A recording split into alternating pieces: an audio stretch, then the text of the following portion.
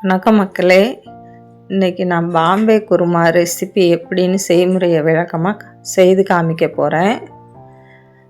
பாருங்கள், எண்ணெய் ஊற்றிட்டேன். 1 ஸ்பூன் கடுகு போடுறேன்.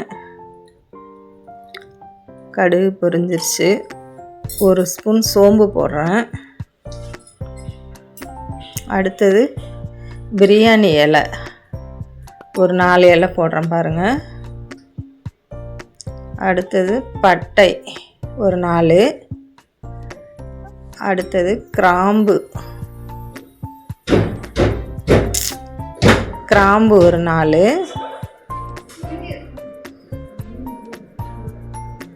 அடுத்தது பச்சை மிளகா ஒரு 3 மிளகா போட்டிருக்கேன் கட் பண்ணி.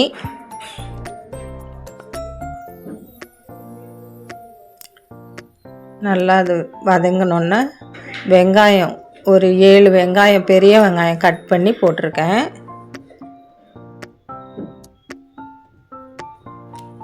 நல்லா வதங்குது பாருங்கள். நல்லா ப்ரௌன் கலரில் வரணும்.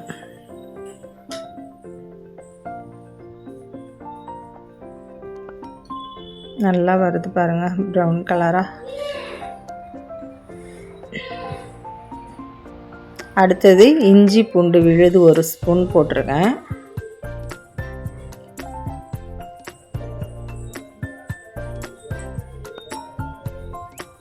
நல்லா வதங்கணும்.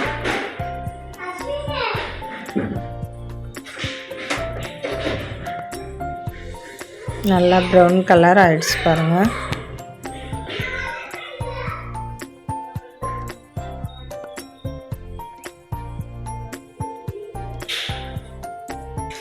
அடுத்து தக்காளி ஆட் பண்ண போகிறேன்.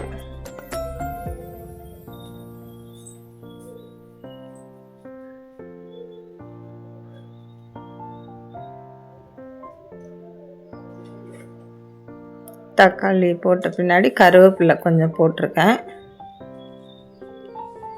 நல்லா தக்காளி வதங்கணும்.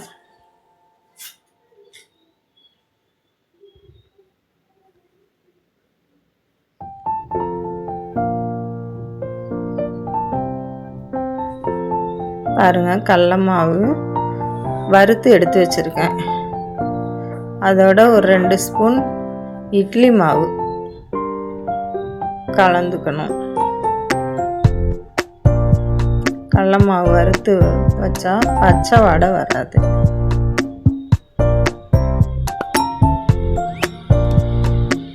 நல்லா வதங்கிருச்சு பாருங்கள். தக்காளி முழுசாகவே இருக்கக்கூடாது.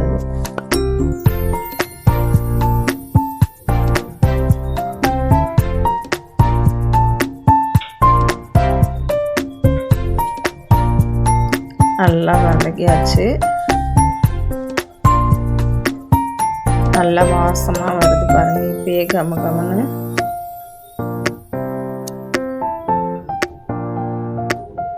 அடுத்தது கொஞ்சம் உப்பு ஆட் பண்ணியாச்சு.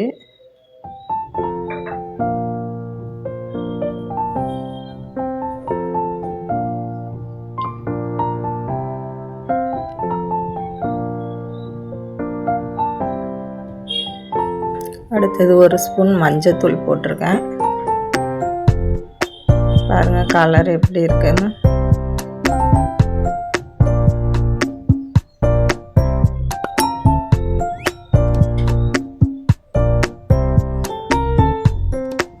நல்லா வதங்கிடுச்சு.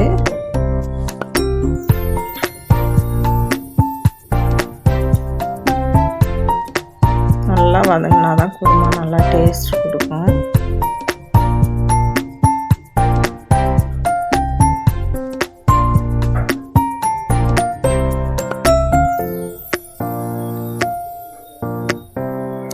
நல்லா வதங்கிடுச்சு பாருங்கள். தக்காளி எல்லாமே நல்லா வதங்கிடுச்சு.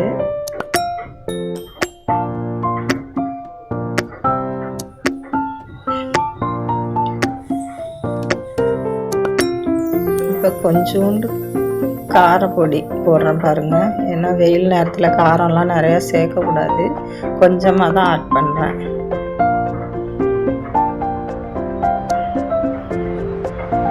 பாருங்கள் கலர் எப்படி வந்திருக்கு பாருங்கள்.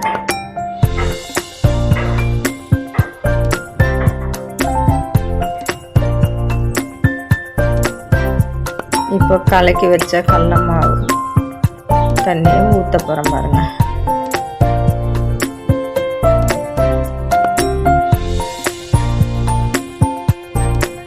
ஊற்றிட்டு கலக்கிட்டே இருக்கணும் கொஞ்சம், ஏன்னா உருண்டையாக ஆகாத, கட்டி ஆகாத.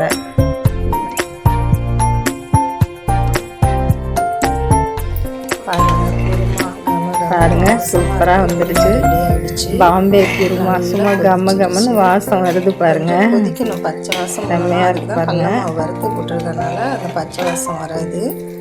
சூப்பராக இருக்குது பார்த்தீங்களா குருமா, நல்லா ஆயிடுச்சு. இப்போ கொத்தமல்லி தலையை ஆட் பண்ணால் இதில் கொத்தமல்லி தலையை ஆட் பண்ணிட்டேன் பாருங்க, சூப்பராக இருக்குது.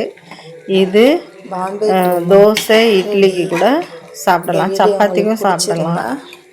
நல்ல ரெடி பாம்பே குருமா ரெடி ஆயிடுச்சு பாருங்க.